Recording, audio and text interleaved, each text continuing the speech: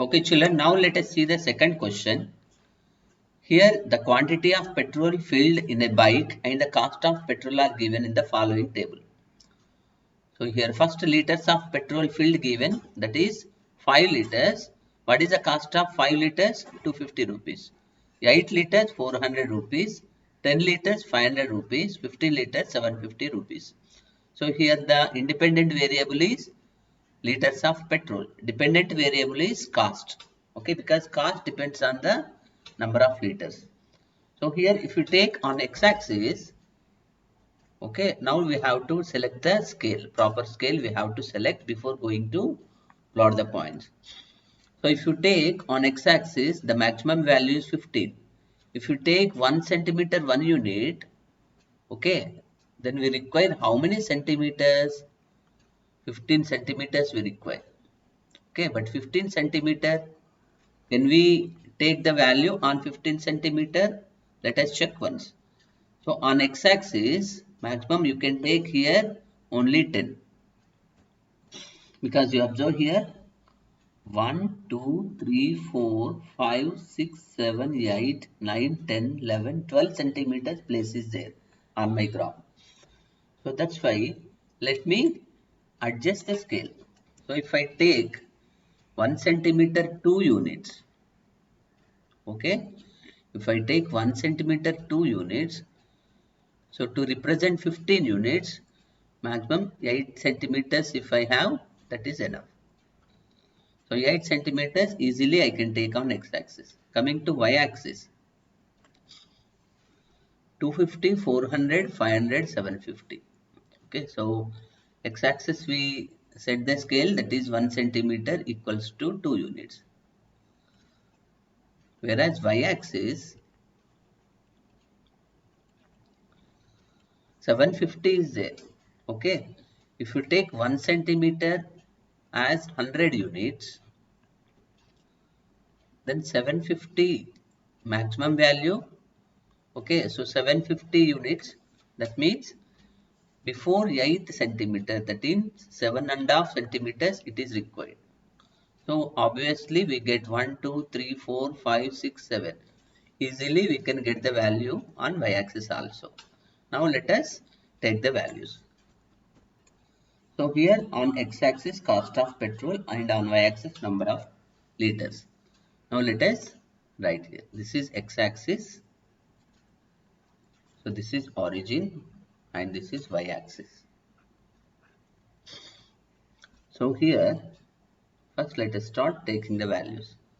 This is 1.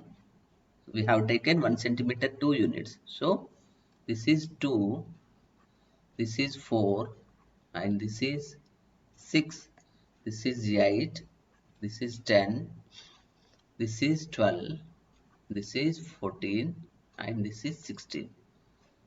Okay. So and whereas here this is 100, this is 200,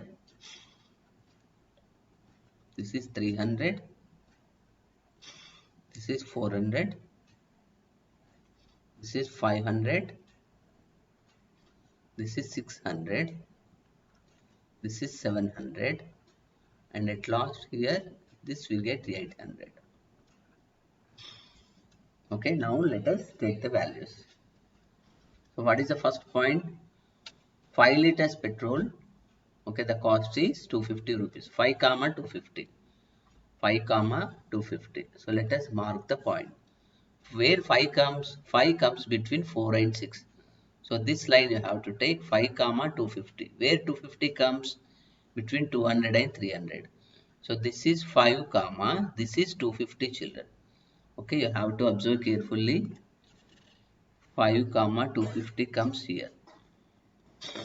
Next